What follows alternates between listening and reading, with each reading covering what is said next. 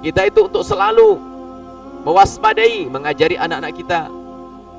Kita ajak mendoakan setiap hari, mungkin kita kumpulin anak-anak kita. Kita doain tetangga kita yang kaya, nak semoga semakin kaya, semakin banyak rezeki. Kita tidak boleh membicarakannya. Ini perlu kecerdasan seorang tua untuk mendidik anak-anaknya agar tidak pernah menggunjing, tidak pernah ngedengki. Pokoknya dibiasakan untuk tidak ngedengki. Kalau ada orang lain mendapatkan rezeki, ayo kita doakan, nak. Kalau mendapatkan musibah, kita doakan juga, nak. Maka indah seorang anak kerjaannya hanya berdoa, berdoa, berdoa, berdoa. Kemuliaan yang luar biasa. Dan secara otomatis akan terpangkas yang namanya kedengkian tersebut.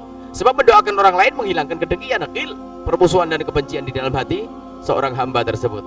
Mari kita semua koreksi di sini. Benah diri. Bagaimana urusan hati kita dengan sesama? Bagaimana urusan hati kita dengan bawahan kita dan seterusnya? Yang jelas pendidikan keindahan harus ada. Pendidikan keindahan. Imam Ghazali rahimahullah ta'ala menyebutkan dalam kitab Bidayatul Hidayah, termasuk ummahat amradil qulub, induk penyakit hati dia namanya dengki. Dan luar biasa penyakit dengki.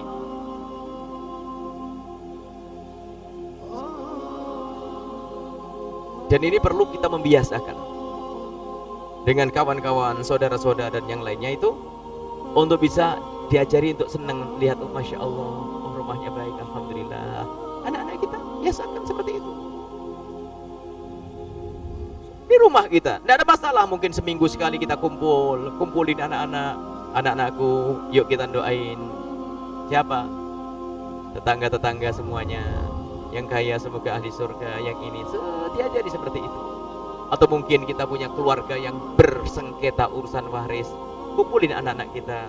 Karena selama ini mungkin anak kita dengar kalau waris kita direbut oleh orang saudara misalnya. Kita bimbing anak-anak kita, wahai anak-anakku semuanya, kamu ingat enggak paman yang ada di sana? Tahu. Sisi lain mungkin dia pernah dengar dia merebut waris kita.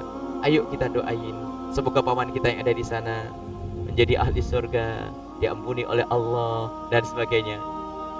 Ini adalah untuk memangkas. Dan perlu dibiasakan anak-anak kita. Jangan seperti sebagian orang tua, tahu enggak anak kamu? Apa?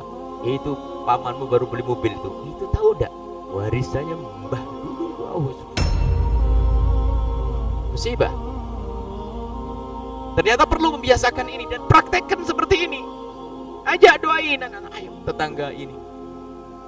Sehingga anak itu, oh, karena setiap hari diajak atau seminggu sekali hari Jumat kumpul diajak doain, itu membersihkan hati. Dan juga resep membersihkan hati dari Nabi SAW adalah namanya mendoakan orang lain di saat orang itu tidak ada di hadapan kita. Mujarrah.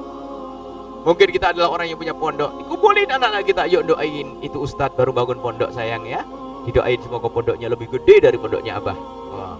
Oh iya iya, gede gede masa. Jadi anak itu sudah setiap melihat orang lain biasa doain. Gak sempat penyakit dengki itu akan muncul di dalam hatinya. Tapi kadang orang tua masya Allah, ustadznya pun kadang tahu enggak nak, itu datang ke sini tidak punya adab, tidak punya akhlak. Padahal Nabi Muhammad ngajari akhlak loh, tapi dia sendiri nggak sadar dia tidak berakhlak. Oh itu bah, iya itu fashion. Wah, akhirnya anaknya. Jadi perlu kita latih anak kita.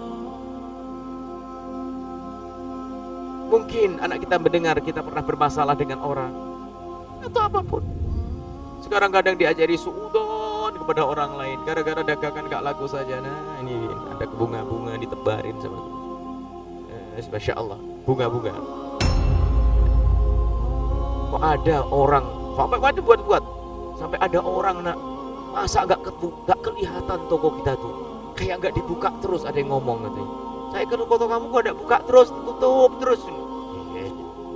Ini biasanya karena ditutup oleh tetangga pakai ilmu santet dan sebagainya. Loh kok diajari gunjing, diajari ngedengki. Lah kalau orang datang ya karena milih yang lain. Kalau orang nggak datang ke rumah kita ya karena milih yang lainnya. Gak usah kita prasangka yang jelek-jelek. Kadang prasangka jelek, prasangka buruk, kebencian, kedengkian kita harus kita tularkan di anak-anak kita. Dan ini banyak para orang tua.